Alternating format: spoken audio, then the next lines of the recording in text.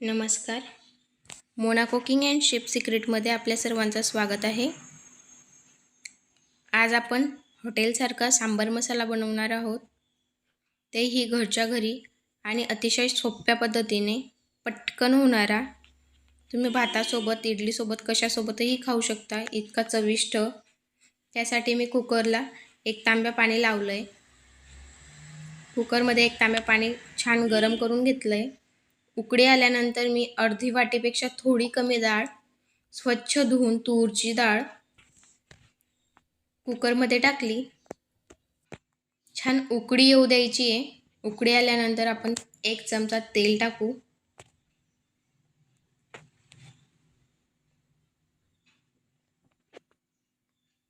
छान 1 चमचा तेल टाकल्यानंतर मस्त हलवून घ्यायचं आहे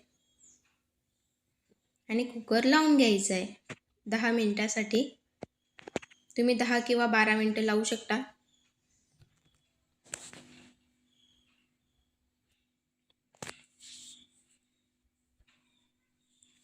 आता आपण साईडला शेवगाच्या शेंगा शिजवून घ्यायच्या आहे. तुमच्याकडे दुसऱ्या भाज्या असतील त्याही तुम्ही शेंगामध्ये टाकू शकता शिजवायला. त्यासाठी मी एक बाउल घेतलं आहे. त्यात 2 चमचे तेल टाकून छान गरम करून घेतलं तेल. थोडीशी मोहरी आणि थोडंसं जिरं टाकीन.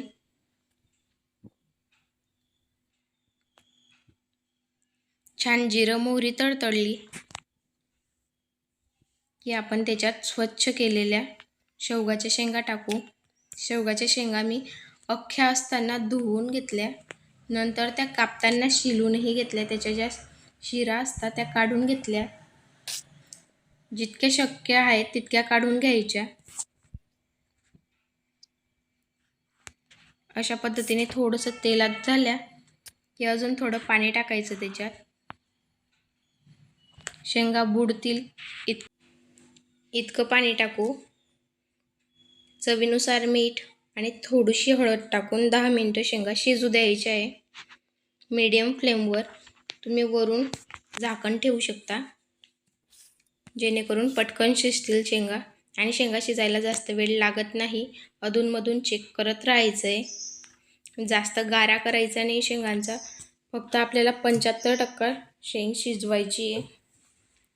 10 मिनिटानंतर आपली डाळ शिजून झाली आहे. बघू शकता छान शिजली आहे. रवीने व्यवस्थित घुटता येते ती. छान डाळ घोटून घ्यायची आहे.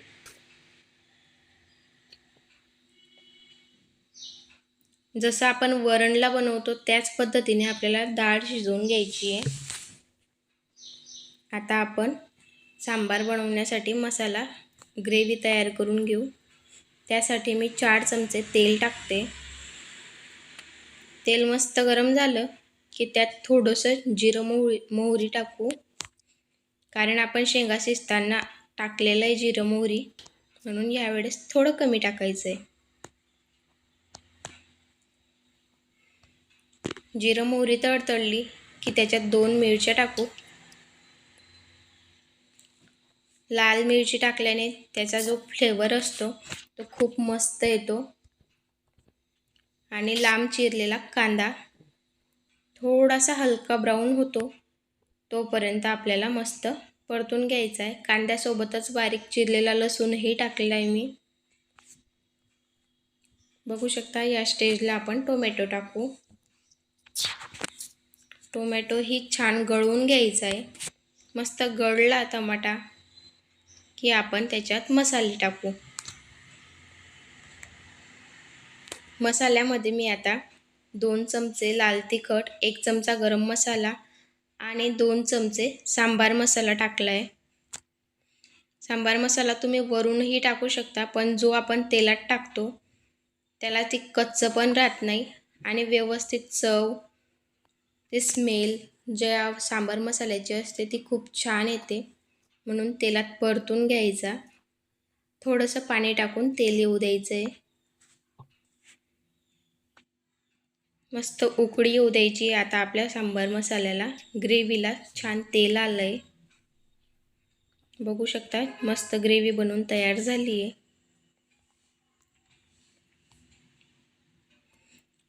आता आपण जे वरण बनवलं होतं किंवा जी डाळ शिजवून घेतलेली होती ती त्याच्यात टाकायची आहे आणि मस्त परतून घ्यायचं आहे,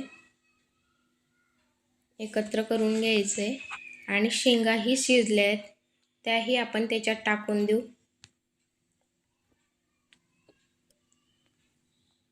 सगळ्या शेंगा आणि ते शिजलेलं पाणी सगळं आपण त्याच्यात टाकू. तुम्हाला पातळ दाटसर जसं आवडत असेल तसं तुम्ही पाणी वरून वाढवू शकता. आधी डाळ आणि शेंगा टाकल्यानंतर पाणी वाढवा. बघू शकता चवीनुसार मीठ, हळद थोडीशी आणि 10 मिनिटानंतर आपले सांबार तयार झाला आहे. मस्त शेंगा शिजून झाल्या आहेत आणि खूप खमंग असा वासही येतोय मस्त. त्याआधी चॅनलला लाईक, शेअर, सबस्क्राईब करा. बेल आयकॉन प्रेस करा जेणेकरून अशाच पद्धतीने नवीन नवीन व्हिडिओ तुमच्यापर्यंत पोहोचत राहतील. बघू शकता किती मस्त दाटसर दिसतंय. तुम्ही इडलीसोबत, डोसासोबत किंवा भातासोबत तुम्हाला जसं आवडेल तसं तुम्ही खाऊ शकता. धन्यवाद.